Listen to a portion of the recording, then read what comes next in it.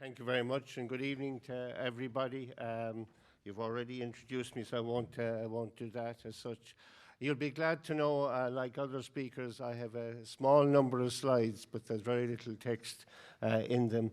What I'd like to do is that, both Richard and Kieran have really set the macro scene. I want to bring this down to a local level in terms of fisheries. And first of all, to show you what the importance of fisheries in the whole coastal community end of things, and then to link that with biodiversity and the importance for us of healthy oceans and such. And finally, I'll finish off with the issues that we are facing, which unfortunately are too many such, but I'll give you a flavour of those and what we need to do. So right, the first slide I have here, there's quite a lot of data on it, but I really want to give you three messages in relation to this. The first one is to look at the blue area. Kieran already mentioned about that we're 10 times the landmass, but when you look at our what we call our EEZ, our exclusive economic area, from a fishing point of view, it is 6.4 times the landmass as such. The second thing is that the overall fishing industry in 2021 was worth 1.2 billion as such, which is about 15.3% up on 2020. But that figure, to be fair, is distorted because COVID very much affected the whole fishing scene in 2020. The third point that I want to make in relation to this, which I think is really critical, and you probably can see it, but the 16% off Donegal, what that relates to is all of the coastal employment in Donegal. 16% of it relates to the seafood sector. So right around the coast, seafood is really important to the whole sector as such.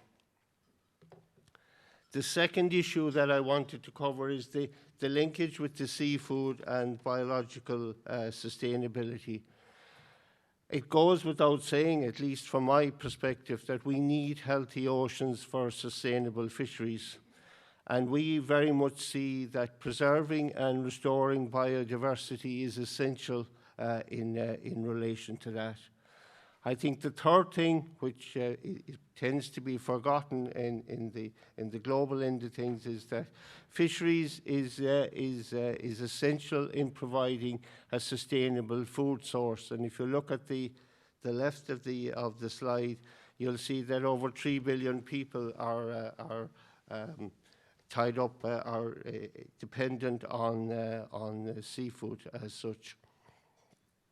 We very much feel that there has to be a balance between the socio-economic and the biological sustainability, and I think that was touched on a bit by Richard, but he didn't go into detail in it. And finally, we see ourselves as very much aligned with the FAO sustainable goal as such 14, which is the life below waters, and having sustainable use of oceans and sea and marine resources for sustainable development as such.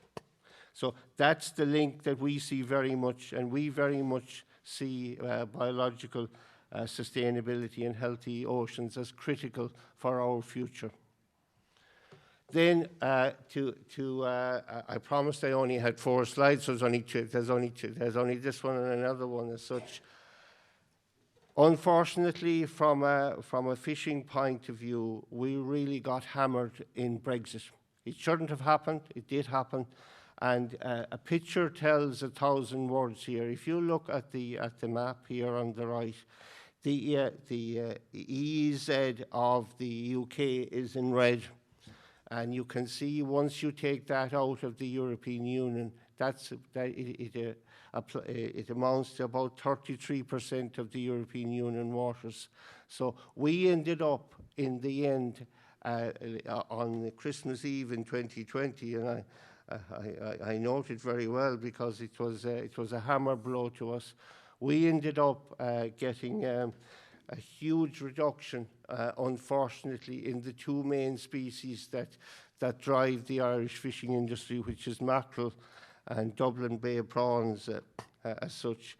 And in both of those, we ended up, at a stroke of a pen, getting a 25% reduction as such. The other areas that are important for us, there's the Common Fisheries Policy. We operate under that.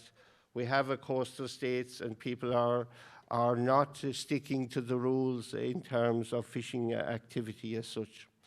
And finally, we obviously are confined in terms of space, and there's going to have to be some mutually accommodation here, because we have a lot of competing sources for space out there, and I think the maps show this. So finally, we do need to have a robust science and consultation and compromise. So I think I've just exceeded my 5 minutes, but thank you very much. Thank you very much, Sean. Thank you for that.